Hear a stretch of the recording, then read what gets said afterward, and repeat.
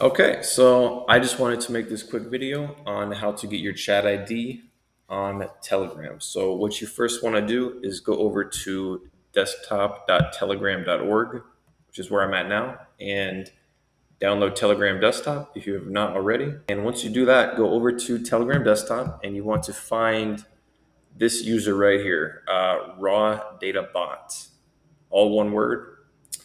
And once you find this user, you want to type in the chat to it /start.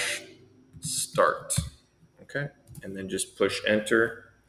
And he's going to send back all of this data to you. All right. And to get your chat ID, that is actually located under the chat property and then ID. So this value right here is your chat ID. All right. So that is how you get your Telegram chat ID.